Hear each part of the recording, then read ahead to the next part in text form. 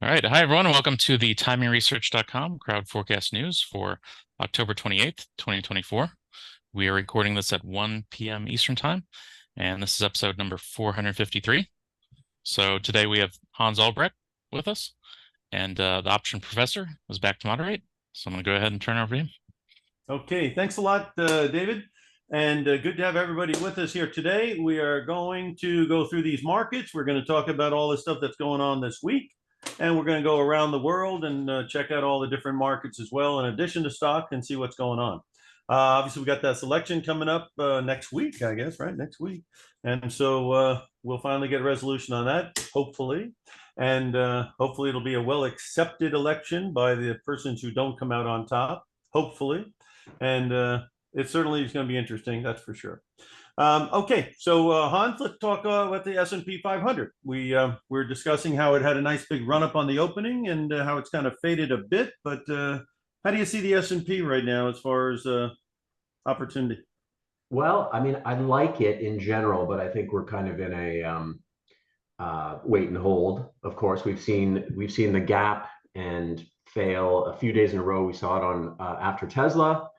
Everything jumped, filled in. Then on Friday again, we had that massive jump on Friday morning, filled back in again. And then today, we're not exactly running away with it. So I think there are some reasons we're right around this kind of sort of almost kind of like a gamma pivot where you're right between these two worlds of sort of long gamma and a bit of short gamma, right around that 5808 level. And so I think below a certain point, we get people getting nervous, and then above a certain point, we kind of get back in. So it's and of course we know that we have these big events coming up. So it's huge. We've got big cap earnings, as you mentioned, starting with Google, but we've got other things too, right? We've got McDonald's, we've got all kinds of things that are important in terms of figuring out the barometer of the economy. And in those terms, I think there's a lot on the line here because we've got job data coming out, we've got inflation data coming out, we've got PC, we've got continuing claims. I mean, this is all the stuff that, of course, Powell is interested in, and we can see that rates fall. I don't know if you're watching rates fall, Jim, but it is absolutely through the roof, and I think that's kind of bleeding into everything else. So there's this big, I think the big overhanging question. It's kind of like whack-a-mole these days, right? Like what are we going to blame any kind of nervousness on? Is it the election? Is it earnings? Is it the, I like to call it the electile dysfunction, right? Do we get a sort of questionable result from the election which gets contested, et cetera? I think markets are starting to feel a little bit more comfortable with that, with a Trump win. Now, what's very interesting about that is that in the sort of typical, I would call them kind of anecdotal type polls, we're getting Harris still ahead. But in the betting polls, so the predicted, we're seeing where people are actually putting money on the line, which I tend to put a little bit more faith in. We're seeing Trump ahead. And of course, we're seeing the Trump basket of stocks really do well over the last couple of weeks. So I'm going to sort of have a bias towards Trump at this point and think that, okay, the market is kind of starting, not that either one isn't going to be inflationary, et cetera, but Trump is going to be maybe a slight bit better in terms of for what the stock market might be looking for.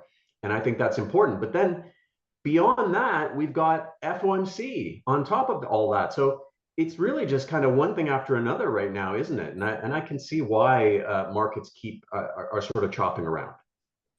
Yeah, there's two things that I have been made aware of. One by this guy who was on CNBC called the Northman or something, a guy named Sven. Yeah, anyway, I like him. Yeah, the two things I'm aware of now that I've been more informed on is fiscal stimulus. This guy was talking about how we have a tremendous budget deficit, and the budget deficit jumped 500 billion, according to this guy, since September 26th. So in about a month, they've jumped 500 billion more in spending. Now, that kind of fiscal stimulus and these kind of deficits are generally run when you're coming out of a recession, not with 4% unemployment and a stock market pushing 6,000. So it's weird. And the second thing is, I watch M2 money supply, which bottomed out in 23 of minus 4.5%. And now it's plus 2.6%, and it's above the inflation rate for the first time in a long time. So the bottom line is they're obviously printing money. They're obviously deficit spending. So the liquidity in this market is off the charts.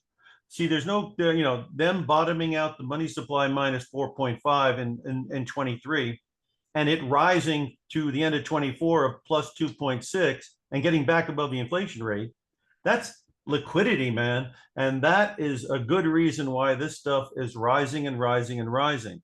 So the question is going to be, is after these guys get in, how much of a period of time will go by before they stop the tremendous deficit spending, before the Fed stops slowing down the money supply growth?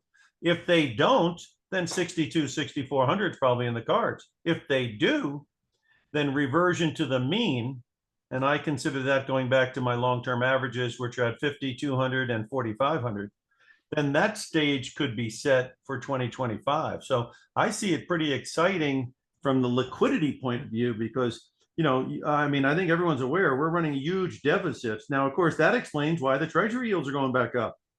Yeah. Because again, if you're running huge deficits and the government is going to be hitting $1 trillion in interest payments alone very soon, the wheels can come off the bus pretty fast. And so I think people are saying 3.6% for the next 10 years with the kind of deficits. And Trump, and the other lady, Kamala, they're going to be spending. And with Trump's case, he wants nobody to pay any tax. So if nobody pays any tax and you keep spending, what's the deficit going to do? Go down? So that's some of the take that I got. That's not having to do with the actual stock price or anything. It has to do with the macro idea of liquidity or a big liquidity or less liquidity. You know what I mean? Well, it's all about liquidity, exactly. And I think that's where people get things wrong sometimes. They sort of look at it and they go, well, how are the fundamentals? How are companies doing? But it really is about how much they're printing and their ability to continually kick the can down the road. We've seen really over the last couple of years, we've seen the same story. It's a bit Groundhog Day from an analyst perspective in terms of what they're expecting for GDP growth, which is to slow down, and they're expecting earnings to slow down and come down. And guess what happens? They spend the whole year upping those estimates and realizing they're wrong. And it looks like they're going to start doing it again. Well, next year is the one where we get the big slowdown. But to your points, to many of your points, the Fed isn't allowing that to happen. No. And the money machine, the printing machine, isn't allowing that to happen. And as long as that continues, we can keep this sort of house of cards going. And I think it's very concerning on the one hand, but on the other hand, you can't fight it. So I don't know what those trigger points are, but maybe to your point, it's somebody just kind of taking that first step towards some semblance of fiscal responsibility. And I don't know what that looks like. Yeah, this is definitely a market where you use a trailing stop and you just sit back and eat popcorn. Because if they're going to run these kind of deficits and the Fed's going to increase the money supply even further, then obviously there's not going to be a whole lot of drops in this thing. And they are looking for an 18% jump in earnings next year. So there is a reason why these things are discounting a higher price, because they are looking for earnings to jump dramatically. Now, again, Tesla supposedly had great earnings, but how do you have a drop in revenue and they consider that a good earnings? Well, it's because they are forecasting all these wonderful things, and a couple of things that they didn't know was happening. In other words, it's kind of odd that nobody's selling cars very much in China, but now all of a sudden Tesla's having great numbers over there. And then these not the robo thing, but the SUVs.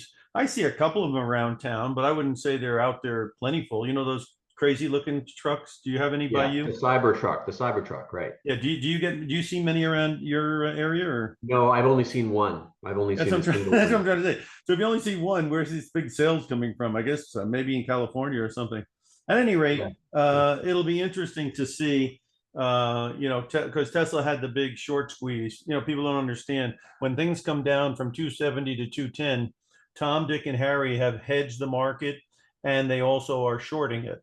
And when you hit a gold line like this and they get some kind of optimism, all those people want to cover, and they want to cover all in one day.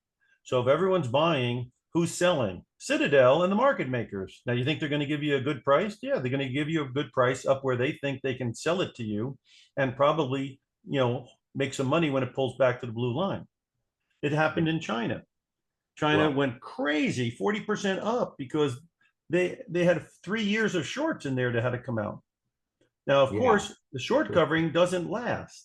And that's the problem with short covering. If you're going to buy in after the fact, you're going to get whacked generally, because short covering has to be followed by backing and filling, And they needed more stimulus. They needed a more positive stance. I mean, I think it's pretty amazing how it's given back so much of that sell-off. A little bit of a bounce today. I've got an iron condor on BABA right now for December. I've had it on for about 3 weeks, and it's doing okay. It's not doing as well as I thought it would do, but the ball's coming in and it's doing fine. But I'm starting to position. I actually the outer vertical started to get cheap, so I bought my short callback. So now I'm sort of positioned a little bit more delta long in case this thing wants to go. So I think this would be the pullback. I think if you look at the bottom of just to use rough math, the bottom was around 75 or 80 bucks, and it went to about 117 bucks. So 117 minus about 80 bucks, rough math, times 61% would mean it should pull back about 23 bucks. So 117 minus 23 brings you into the neighborhood of about 90 bucks, 94, actually 94 bucks. 95, yeah, you're and right. That's where the low is. So you should be buying the crap out of it down here if you're a believer. That's right. It got to 96, and that was kind of the spot there. So I was thinking, okay, well, that's the kind of fly or the kind of condor I don't mind, because the lower bound of it is right where I think, a stock starts to get really interesting and cheap again. So it's the kind of thing where if it sits around, it does okay. If it goes down, I potentially get to monetize that put on the put vertical, the long put, and then kind of own the stock at a level I like. To the upside, that's where things get a little bit challenged. So that's where you kind of have to get a little, you have to stick handle a little bit. But yeah, I think look, I think the problem is technology is really up and running again, right? So we're seeing the NASDAQ composite, I think, hit highs on Friday. The Qs have a little bit of work to do, as you mentioned. So they're not exactly, they're playing catch up. It's happening a little bit more slowly. But if you look at where hedge funds are positioned, they're really, really risk off on the tech side of things. And so we're just starting to see them come right back in. They're starting to pile into tech stocks again, into big cap, Mag 7 specifically. I think or the Mag 5 right here this week. Yeah, and I think that's what we should focus on is really let's talk about that, because again, right now could be a fabulous time if they're going to come out with good earnings and if they're going to play catch up, because a lot of these things are way underneath their July and June lows. And so the call options will be screaming if they come out with good earnings. Let's start out with Google first, GOOG. Well, and I think that's very interesting, because what I've been telling clients, I've been saying, listen, and when everybody's worried about the downside, we know that's been happening. Everyone's been kind of pushing that left tail up, and I know that's partially for hedging reasons, but they've been sort of focused on the downside, that the potential for this market to pull back, and it doesn't happen. And what's happening is that upside's getting cheap. And so I've been showing people things, skew in NVIDIA, which is basically showing, and this runs across many different names, the downside's quite expensive, and the upside has been really, really pushed down very aggressively. And what that does to me is it creates a very interesting upside, payoff, because people aren't really pushing those upside calls up. So I've jumped into some NVIDIA calls. Google's starting to look in. Let's look at the ones that are coming out this week, because these are very timely. I've been looking at 175 calls in the last couple of weeks for $2 and change. If it goes up and fills that gap at 185, $2 going to $10 is not a bad deal. I like that. I like that a lot. I think there's some catch up to happen here in Google. I don't think search is under assault as people are saying it is. As far as I can see, everyone still Googles things, right? I'm not sure they're going to chat That, GPT. and I go on YouTube to listen to some music. I don't know if you go on YouTube listening to music, but I can't get through like two songs without getting an ad, or one song and not getting four ads. Exactly. So Yeah, they must YouTube be and Meta making are some the, money. I mean, you know, no, they're doing great. They're doing yeah. great. It breaks my mood. I don't like that, Hans. You know what I mean? I'm in a mood. You know, I got Frank Sinatra going. The next thing I know, I hear this ad about, you know, whatever. Yeah, You know?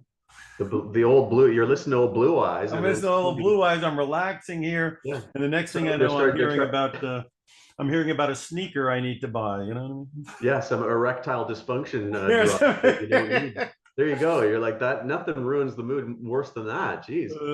All right, well, let's switch over to door number two, which is the Wednesday crowd, which is Meta and Microsoft. So Meta has actually been the Cadillac of the Big Five this year. It has, and you know, that was an interesting one because in our community, we were sort of looking at that $600 call wall. There was a big call wall there. We rallied. I was calling for this thing to rally to 600. Boom, it happened. I wish I laid into it a little bit more, but pulled back, and we had that nice pullback the other day down to 563, 564. And I said, you know what? I got called away on some covered calls not long ago. I'm going to put on a trade. So I sold some out of the money puts at the 525 level for December. I think I got about 12 bucks for those, 10 or 12 bucks. And I used that to finance an upside spread from the 572.5 to the 610. So, and the way I figured was they're expecting about a 50% move on this thing. Now we don't know what's going to happen, right? It could come down. We've seen big Meta's been one of those really volatile earnings plays, hasn't it? Remember over the last year and a half or so, we've seen like $100 run, and we've seen pretty much the same on the way down. A couple of earnings reports ago, they pounded it. So we don't know which way it's going to go. Right. But the way I figured it was, I don't mind owning this thing. It's cheap. The valuation is cheap, and that's why I think tech still remains interesting too. This is not Cisco, circa 2000. No. These stocks are still reasonable. So I said, look, I don't mind owning it down in the low 500s, but in the meantime, I'm going to play for that upside jump. And it's pricing at about $50. So from 565, 50 bucks added to that is about 615. That's at the top end of my call spread. So I thought, you know what, that's probably not a bad bet to make there. So No, and you can see from the RSI, it looks like it is trying to get out of there, and it is coming from a base of like around 50. So there's plenty of real estate above it if it wants to get going. One thing about Google I wanted to mention is it definitely has to close above 172 if it's going to make that big move, because there is, as you can see on the last chart, there is a neckline coming in right around 171, 172. So if you close above that, that to me would be, and hopefully not a false confirmation, but it would be a confirmation that the advance has started. And of course, if it gets good news and opens up at 178 or something, then of course, you know, it's a good thing. But there is some resistance at 172, and I won't feel totally confident until I see it get above that. And even today's action on Google, I don't know that it, what did it try to go to, like 170 today? Yeah, I think I see it went to 171 today, did it? I think it got above 170, didn't it? Yeah. Oh, yeah. Yes, that believe me, that it didn't stop for there on coincidence. It stops there because that is resistance. And if it can close above there, then of course it could look like that breakaway runner. It could gap and go. Yeah, you've got those. If it can't, and that's a nice heck of a triple base, top, isn't it, isn't it? Hans? If you measured the width of that, it probably gives you an idea where it could go, right? If you measure the width from the 171 down to 150, is that the symmetrical move we're looking for? Yeah, I'm just saying it seems to have been in a range of 160, 170 there for a couple of months. And so if you were to be able to close and break out of there, then, you know, and that seems like a pretty reasonable head and shoulder bottom. Well, I mean, I think the nervousness surrounding Google is that there could be this sea change, right? And whether they're right or wrong, we're not sure yet. And I think they're going to shed some light on that. But basically, if their search is under assault, and which is the basis for almost everything they do, ads, they're sort of ad running business. is that under assault? So we need to hear from them. Yeah. Is anything like that happening? So we'll have to wait and see, because that's obviously clearly that's going to be a very, very big thing if that is actually happening. And they don't give guidance also, so that's another negative, because the other guys all give you an idea of guidance, and these guys just say, hey, listen, here's what happened, and there is no guidance. Have a good day. Yeah. Okay. But I would say, I mean, for me, Meta and Google are really monetizing AI. I mean, everyone thinks AI is relatively new. I remember the big, in 2016, 17, that got going again. And really, these companies, the Metas and the Googles, have been doing it since 2010, 2012, and I think they do it better than anybody. So in terms of this, there's this whole argument out there in the AI world where it's, okay, are companies just spending a whole bunch of money on AI capex only to get virtually no return for it? Now, I think that's probably true in some cases. But if you look at what Meta and Google are doing, they are I mean, they get all the eyeballs, they get the data, they're able to slice and dice it in 4,000 different ways in order to improve the ad product for purchasers. And nobody does it better. And nobody ever will do it better, in my opinion. Now you've got Amazon as well starting to cut its way into the ad business a little bit too.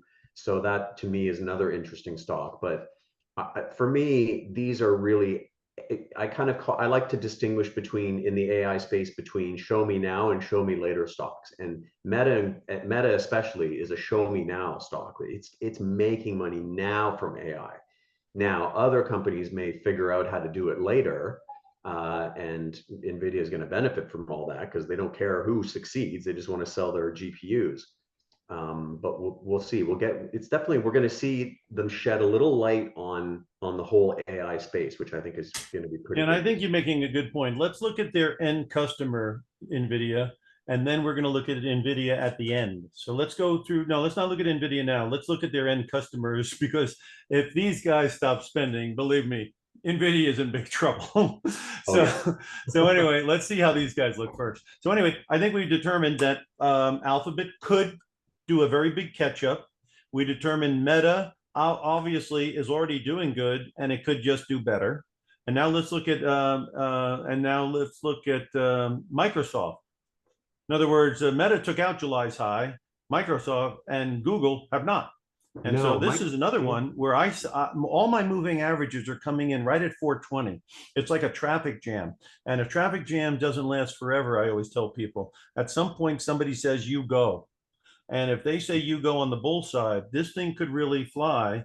If they say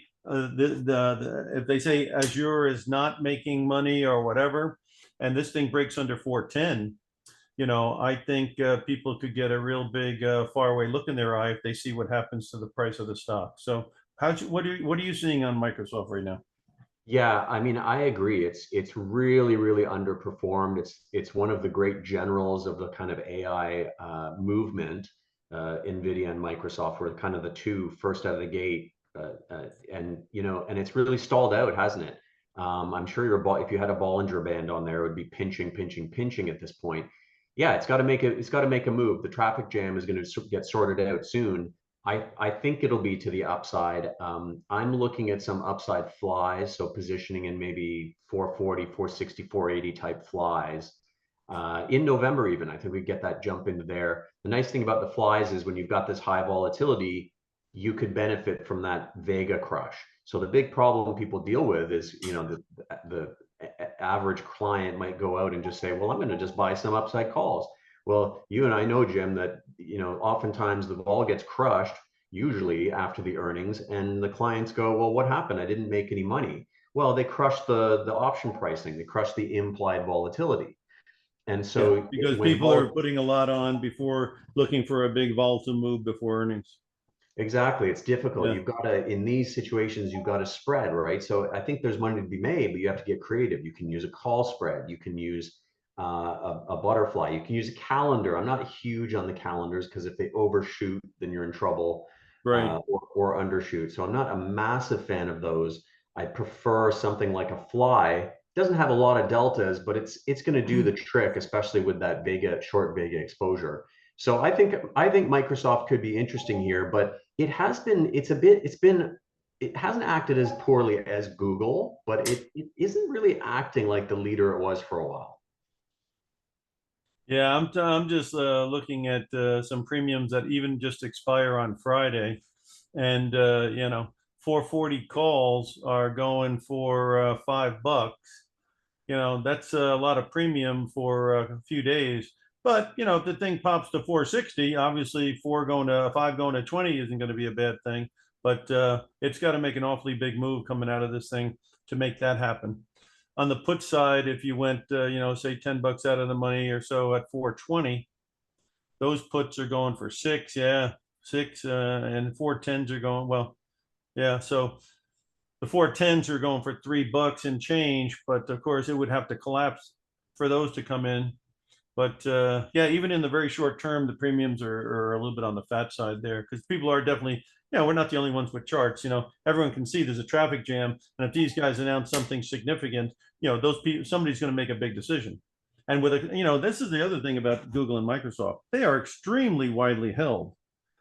So if people all find out the news is dramatically altering, they're all going to want to buy, or they're all going to want to sell. And the only guy on the other side is going to be the Citadels and the Goldman Sachs market makers. And believe me, when they're the only guy on the other side of the trade, you're not going to get a very good price. No, they know what they're doing. Well, yeah, they'll raise the offer to 460, like they did. Well, exactly what they did to Tesla. They move it up to 260 in one day. So if you bought at 260, what have you made on Tesla lately? Not too much. So again, right. they're gonna push it. If there's a big report, you'll probably see probably 450, 460, no trouble. And then if it's a bad report, you could go down towards 400 or less. So that it could be a very binary event with these guys. And I think it'll all come around to that Azure. How's the revenues there, and how's that looking? Yeah. And on the Google side, I think if I remember correctly, they said they were spending an awful lot of money. That was kind of the first sort of reason they started to sell it after the last report. So I think people are looking to find out. NVIDIA wants them to be spending lots of money, but I don't know if shareholders of Google want to be spending lots of money. So they got that Genesis 2.0, I guess that's kind of. But everyone's saying this AI thing with these people are in the first inning, not even the third inning or fifth inning. Because of that's why they're spending so much money, because although I mean, this information sharing, there's no moderation to it anymore. You know what I mean? Yeah, I mean, everybody knows everybody about you, and I don't know that we've all authorized that to happen. And I don't know that every time we say we'd like to find out about about a car, that we really wanted 75,000 car things in our mailbox that we have to keep deleting. You know what I mean?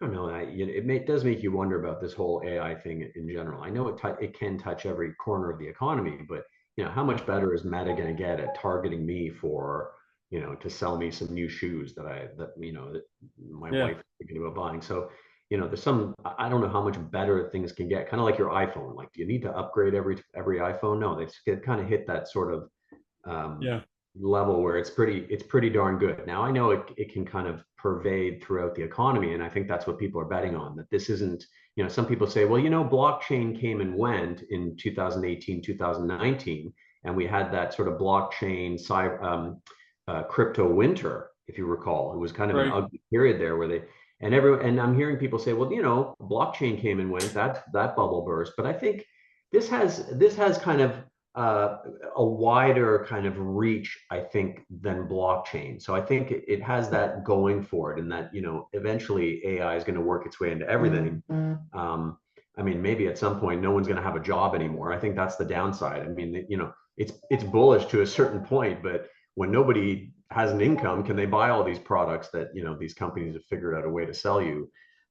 So I think there's going to be a reckoning at some point, if it continues to grow unfettered. But yeah, I mean, there's going to be some questions here surrounding. Now, NVIDIA, I think, is going to be interesting. We'll probably be able to talk about that next time a bit. But I remember reading this week that NVIDIA, the market cap of NVIDIA, is bigger than the entire stock market of 5 G7 countries. So Germany, Italy, it was Canada, I think, was one of them.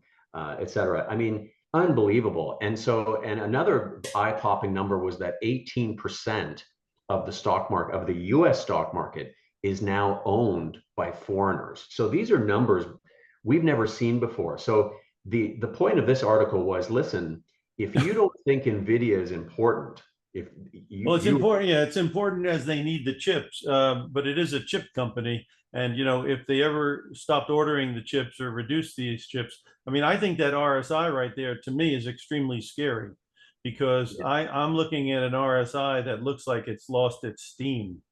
And so if these guys were to announce that, you know, AWS and Azure revenues are not doing well, that would give people an inclination that the spend on the next round of these chips may be a lot lower than people think. And when you tell me that a chip company, which is 100% based pretty much on how much they can sell chips to these people, is in jeopardy, and I look at an RSI there that clearly had a double top, and then we're up there again with a lagging one.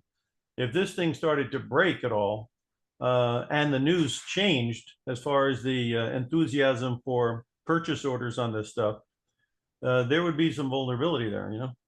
Agreed. And I think also what it's suggesting is that, listen, there is a giant levered play on NVIDIA around the world. Everyone owns NVIDIA now. So it's in every ETF, it's in every mutual fund. I mean, not everyone, but people own so much NVIDIA that if there is just the slightest misstep, like you're referring to, it is going to be very devastating for markets, because it is just, there's so much riding on this stock. And I'm sure the next earnings report, whenever that is, end of November, is going to be, I think November 20.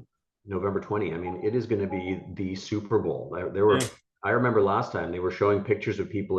There was one picture of this bar where everybody just stopped and waited for the earnings. Like literally this bar, the piano player stopped playing pretty much, like, and everyone just watched CNBC to figure out what these earnings were. I mean, this is really being followed by everyone. It's extremely important. I don't see any reason to be nervous yet, because I see, anecdotally, I have some people in the industry, they're saying, listen, people just cannot buy enough of this stuff. They are all over it. There's no doubt about that. There's no doubt about that. Is the current vibe in the C-suites, is that we need to spin, we need to get ahead of this thing, da da da da da da. But then they also have to report earnings every quarter, and if they keep reporting earnings that show there's not a lot of juice in their purchasing that they've done, that can get or margins. Maybe margins come under. I mean, what do they have? 70% margins or something? 75%. So margins come under pressure. I mean, anything. Yeah, the smallest thing when you're sort of. I mean, I wouldn't say it's priced to perfection, right? It's not incredibly outrageously priced, but still, the market is expecting this stock to continue to blow the doors off of estimates. They expect a lot of Jensen, and it's not going to take much to disappoint markets. Now, in the meantime, the bullish play, the bullish argument is that, listen, this is a stock, as usual, managers are underperforming the index. It happens every year, and guess what? They're going to have to buy. If the numbers are good, everyone's going to come running after this, particularly in light of the hedge fund under allocation to Mag 7 that I talked about earlier. It's quite a heavy under allocation. If they put out a good number, you could get a gap and go. And so that's kind of interesting to me, is that you might not. I'm not sure we're going to see gap and goes as much this week, because if Google comes out with good numbers, et cetera, those stocks, we're still facing jobs numbers, we're still facing the election, FOMC. So there's just a lot still on the line. Now, if NVIDIA gaps, it could gap and go a long way. So I think it's going to be an 165 probably, right? Yeah, it could really go. It could really go. People need to own this thing, right? It is part of passive investing. It's part of needing to keep up with everyone else. Here's another thing, that you have to keep a little bit of an eye on, is that these guys have 80% or so of the market right now on these chips, but I guess they're relatively expensive chips. And some people are saying, okay, you can do this in a nanosecond or whatever, da, da, da, da. And this guy over here, we can do it in like 1 nanosecond rather than a half, but it's half the price. So maybe there'd be some demand on to maybe something that comes out of Intel or AMD for the moderate budget crowd. Yeah. And that would take away some of the demand for their stuff simply because, like anything else, people would love to be driving a Ferrari, but if their budget is more for a Mercedes, they go, you know what, Mercedes makes an awfully good car too. Yeah, I don't have the Ferrari here, but do I really need to go 197 miles an hour with my business? Maybe I can get away with the Mercedes level of expertise and spend half the money or whatever it is. Well, but that's a very good point, Jim, because if we do get to this point where people are taking a closer look at what they're spending, if that capex is not giving you the ROI maybe you're hoping for, then I think you're right. I think people kind of go, okay, well, maybe it isn't quite as good, or maybe it's almost as good, but at half the price. I don't need the Ferrari anymore. So I think that's a valid point. I think we're in this kind of frenzy stage, right, where we sort of saw an interesting little flip in terms of that narrative, though, right? It went early on in a frenzy. They buy everything, so all the stocks went bananas. The microns, everyone went. Even Dell started jumping in on the whole server side of the AI. So all boats were lifted in that. Then we saw that sort of misstep from ASML, and that was important. I think that was a big. I mean, these guys make these $150 million machines that are very involved in the chip making process, and their bookings were crushed.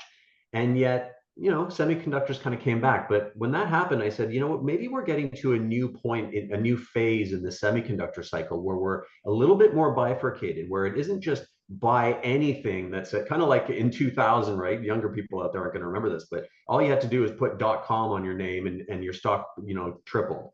A year ago, if you said the word AI or semiconductor, then your stock benefited. So now they're going to maybe say, well, look, okay, the picks and shovels strong stocks like Nvidia are probably still going to do well because they don't care what happens in the end with AI. They just want to keep selling you the stuff. They're the picks and shovels. Maybe some other areas, maybe a Micron, maybe some other areas that aren't as directly benefiting from that don't do as well. So maybe we're looking at a situation where it's, you're going to have to be a little bit more focused on what you buy, which to me means more Nvidia. So maybe, if people considered buying, there are people saying that the money coming in is going to focus on the large cap tech again. Yeah. Safety. Let's go to the last two though, because we realized that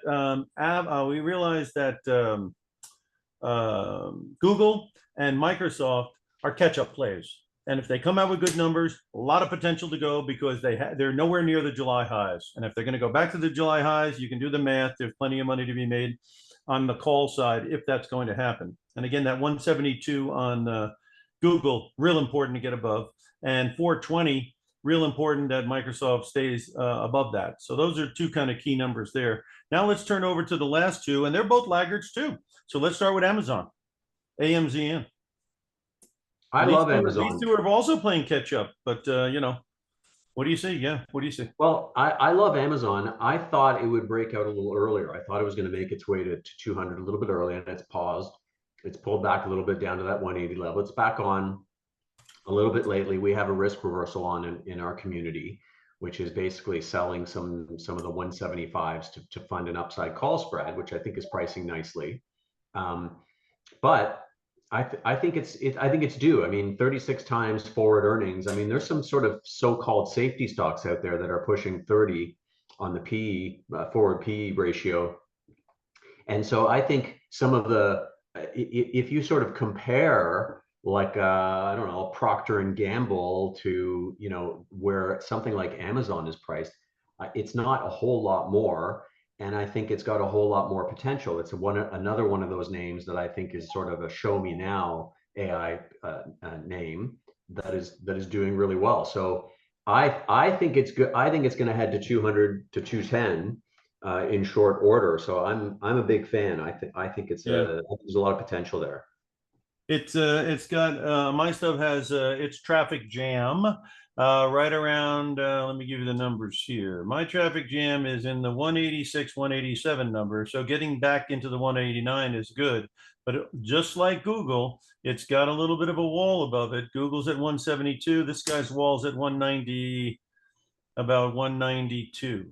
Yeah, it's So if had we some can get trouble above getting. 192, then I think the momentum will pick up. Then I think, and of course, it's probably going to be a gap deal. And again, the way the moving averages are in my stuff, it is the gap should be to the upside.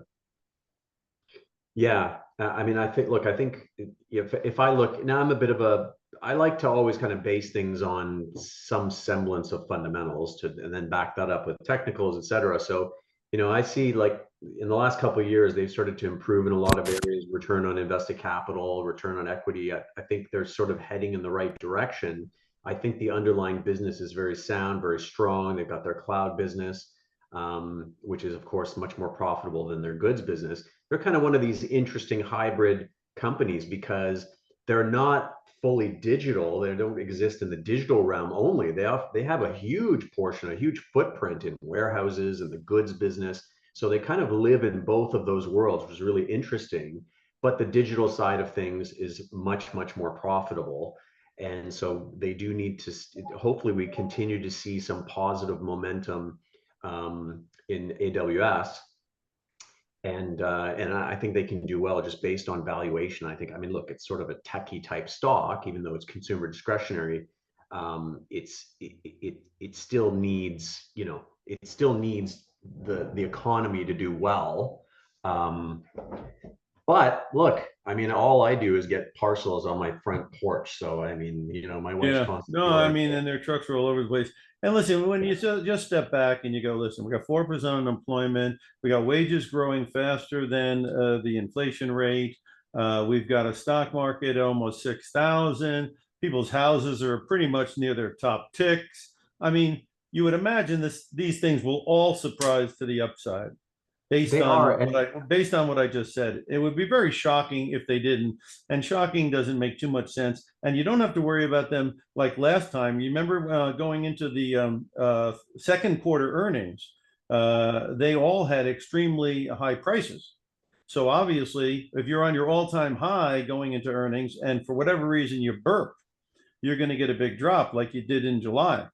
So the bottom line is that the good news here is these guys are not going into these reports frothy. And that is, and the moving averages I have are under the prices and rising. So if you're not frothy and you have the moving averages under your price and they're all pretty close to where we are right this second, and the RSIs are not overdone, if you get any kind of decent news, believe me that, as you say, these are the stocks that everybody owns, which means if anybody has any short positions in there, they're going to have to cover. And anybody who's waiting for some kind of good news is going to buy. That's how you get that order imbalance. And when you get that order imbalance, then you're depending upon guys like Citadel and Goldman to give you a good price. And that's a joke. So, they'll raise the price extremely high, like they just did to Tesla. yeah, and you could see vol explode to the upside, which I think makes it interesting if we do It's a get to gamble, sort of. but it's not a terrible gamble. No, and I think, look, I think we talk about charts, and the economy is a big part of it, and I think where people are getting it wrong is that they sort of look at rates having zoomed up pretty quickly over the last couple of years, and they wonder why. Well, it hasn't really slowed down the consumer. It's not really slowing anybody down. How has that happened? And there was Torsten Slok is really great. I love him over at Apollo, and he He's very talks sharp. about, yeah, he's amazing. Mhm. And he talks about how rates, a lot of people locked in. So we know a lot of people locked into low rates on their homes. So they're still sitting at low rates. It's not affecting a great number of people. So in terms of how it affects the real estate the real estate industry isn't as pronounced as people think, right?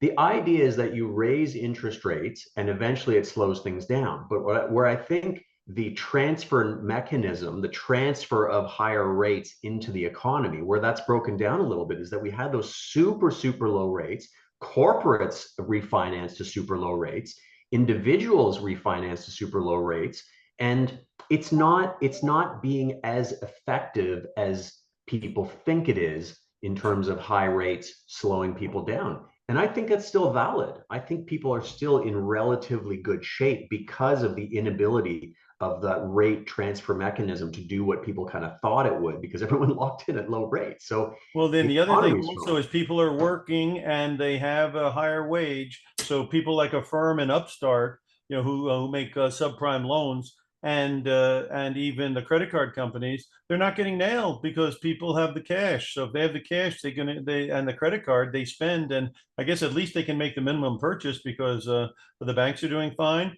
and Upstart and Affirm had very big moves. So Well, let's. and look, look at home equity. I mean, houses are Well, all. yeah, they're gonna start, and this is a big trend. They're gonna start tapping into that equity to pay off their credit cards, and that's Exactly. yeah, Exactly. Home equity is something like 80% higher than it was 5 years ago, 4 or 5 years ago. You know, right. And there's a homes lot at of all equity time. in there, a lot of equity in A there. lot of equity, right? That's an ATM machine. That's a freaking ATM machine. So All you've right, got let's hit home this equity. Apple real quick here. It's another Yeah. laggard, and it's another one looking like it wants to explode to the upside. So, is it going to happen? We're going to know soon enough. But I mean, it looks like if it gets above this, well, as long as it holds above the 227 and 230 level, which it's obviously doing, and it can get above that high around 235, there's nothing holding it back. And again, that July high is 232, 237, I guess. So, you blow out 237, and who's going to sell it?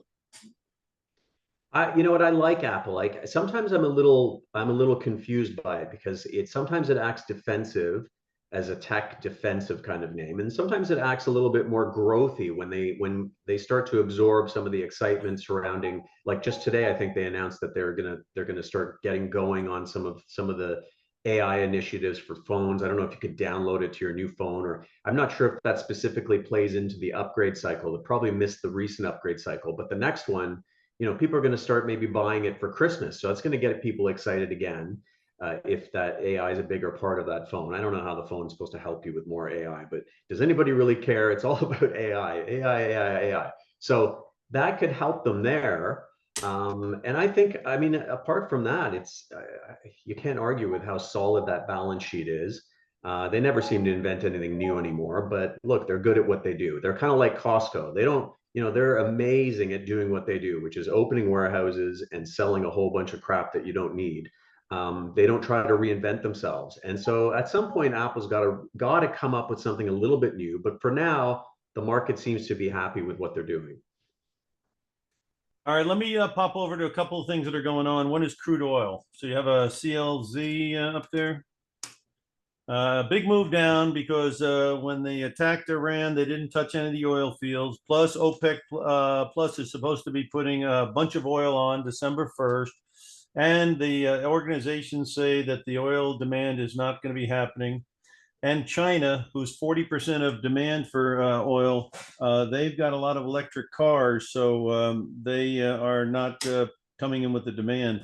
But this thing definitely broke 70, which I was telling people is a very big support area, and it broke it big time today. So, do you have a feeling on crude here? Yeah, I'm a little negative on crude. I just think unless China can really sort of get going, I'm a little bit sort of lukewarm on crude. Now that doesn't mean I'm lukewarm on the stocks. I think the stocks are very interesting, and I like that XLE has kind of bounced back today. So we sort of saw it doesn't look great on the chart. We had that little push down. We're below those moving averages there. So I think it's got a little bit of work to do, but I think these companies are really, huge cash generators. And so I'm kind of on the little bit bearish oil itself, but feeling okay about the actual components like an XOM, something like that, I think is still okay to invest in. As long as we're above $60 on crude, I'm sure those stocks can still make good money. You start busting under 60 and go to 50 or 40 on crude on some kind of a weird acceleration to the downside, then Yeah. I'm sure these things would definitely get hit in the back of the head. I don't think, and I'm not sure that can happen without the economy truly slowing. I mean, I think we're putting the whole idea of a hard landing to rest at this point. So I'm not going to get super, super negative on it, but it doesn't, it's not acting, the whole complex isn't acting great. I've got a little bit of a play on XLE right now. and it's going to get a bit threatened to the downside. But even when I put it on, I wasn't in love with it. So it's I don't know. It's an area I can't quite figure out lately. So It we'll have didn't to see seem like how. it deserved a 5 or 6% drop in one day. It just tells you, I guess, there was a lot of people in there because of the threat of the oil fields or the Strait I of think Hormuz, so. and then Yeah. the way the Israelis went in there and targeted just these certain things got everybody freaked out. It also made gold go down. Let's put the gold up. It went down to major support. Gold's pretty easy for me. As long as 2730 holds, I think you can remain bullish, and it could start accelerating to the upside because of those fiscal deficits and the money supply jump that I talked about. So as long as the Fed and these guys think that expanding money and credit at the all-time highs of stocks is a good idea, then obviously gold is and Bitcoin are not going to be having too much trouble holding their water.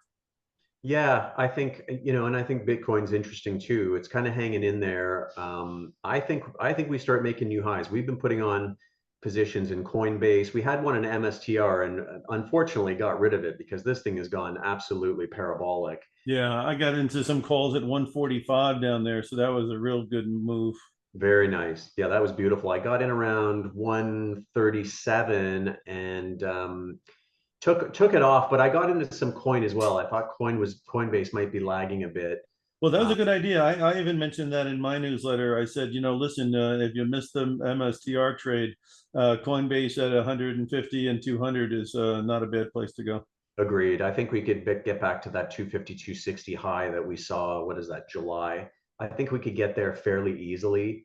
And like you said, I mean, M2, I was looking at a chart of that money supply and it went, guess when it went sideways? It was back in that crypto winter that I talked about in 18, 19. It sort of went sideways, broke out, and then that's when things kind of got hot again. And we're now once again breaking out. So I think this is something to absolutely pay attention to. It is what it is.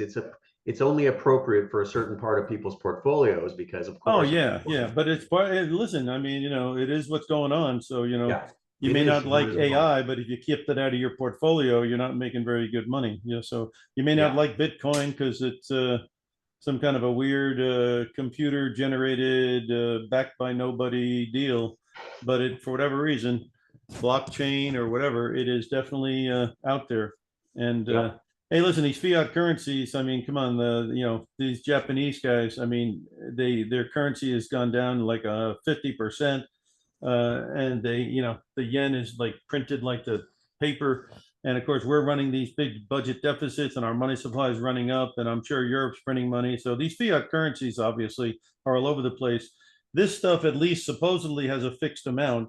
And anything that has a fixed amount, be it a rare coin or the Mona Lisa or something that only there's one or so much of it, they tend to fly simply because people are just in shock that there's a scarcity. Yeah, exactly. And there's so much wealth being generated around the Yeah, world there's so that much money to throw at everything, right? yeah, everything, Yeah. everything benefits. All right, So listen, I want you to explain how people can get a hold of you and how you can help them, and then I'll explain what I can do for people as well. But yeah, some stuff that you're doing and offers you might have. terrific. Yeah, thanks, Jim. So yeah, so we run the Crush the Premium programs. We've got a few different programs that people can do. There's an enhanced wheel system that we've got, and as well as sort of a much more in-depth 5-week live program that I do 5 weeks in a row, teaching people how to sell options, do a bit of long option stuff.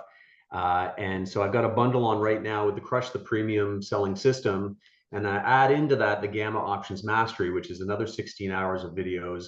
I was a market maker for 12 years, options market maker. So very, very deep background in this stuff. So I like to teach people right from the ground up with all that insight that you can only get by having done this for decades. And then I'll even throw in the Iron Condors course on top of that, and 3 months of membership in my Discord trading community for $777. So if people are interested in that, they can check it out at crushthepremium.com/training. Crushthepremium.com/training. We've got a whole bunch of things on there. I've got a free 4-day options course that you can take. And then you'll see all the other offerings there. So lots of great stuff going on. And we're doing some great trades like the coin trade that I mentioned, the MSTR. And then we do the boring stuff too. Like, it's not boring because it makes you money, but it's not as intricate as some of those other fun things that we do, but we do covered calls, we do cash secured puts. I ran 700 million in covered call funds for over a decade. So that's really my bread and butter there. And then cash secured puts on top of that. So lots to learn in our programs, and would love to see everybody come check it out. Sounds great, Hans. And as far as Option Professor is concerned, what we try to do is hit the two things that people are looking for. One is education and the other is ideas. So for education, we've got a options masterclass, 3 sessions, 6 hours, comprehensive. And it normally goes for $397. We're actually giving that away for free to new customers who get our options alert service. On the options alert service, I specialize in buying strangles, which means you have to be extremely selective because you have to make sure the premiums are low, the expiration date is ample, and that there's news and events that's going to cause volatility. So it's not an easy thing to do, but we've had some pretty good luck at it. So you get option ideas on those strangles. We also give you long-term option ideas. We had MicroStrategy, we had Viking, the pharmaceutical just popped. We had Palantir at 31 bucks. We had the Chinese stocks, and we also had Freeport-McMoRan in the low 40s. So we have long-term ideas. We have strangles. It comes into your inbox every Sunday night. And here's the kicker. You also have the ability to get a coaching session with me, or you can use the coaching session over a large number of contacts with me. Normally goes for $200. That is included as well. So this whole package, options class and the weekly updates and talking to me with your questions, all comes to normally $397. We're giving a $100 discount. So for $297, you get 3 months of alerts, you get the coaching by me, and you get the options course. So it's a pretty much of a no-brainer. David's going to put the thing up there, the way you can get in touch. Also, if you have questions, you can shoot me an email at optionprofessor@gmail.com. I like to talk to people who have questions because obviously after all these years of doing it, I have quite a bit of knowledge to share. So again, hopefully you'll check out that. And of course, check out Hans's situation there as well, so you can get more educated. And I guess we're both doing the same thing, which is trying to help traders develop their full potential as option traders through education and through ideas. So I think, Hans and I are both pretty happy that that's what we do for work as well. Terrific. Thank you, Jim. I appreciate you having me on today, and best of luck to everyone this week. It's going to be a crazy one. Okay. Thanks, Hans. We'll talk to you soon. And David, I'm going to send it back over to you. Okay. All right. Thanks, guys. Yeah, great discussion today. So just a quick reminder for everyone, be sure to subscribe to Timing Research on YouTube and your favorite podcast app. And you can also just go to TimingResearch.com to get access to any of the past shows or the archive of this presentation as soon as I can get it posted. Also, be sure to join us tomorrow. We have a special episode of a special Analyze Your Trade event all day tomorrow. We're going to do something a little different with this one and have half-hour sessions. So it'll be a quick lightning round type sessions with 16 different analysts, and you'll be able to just enter your trade ideas, your symbols, and each expert will show their charts and give you their opinion on what they're seeing. So that's always fun. And like I said, we're gonna try half-hour sessions with everyone for this one for the first time. So that'll be tomorrow, Tuesday, October 29th, on TimingResearch.com. There will be a link at the top of the homepage where you can access the room.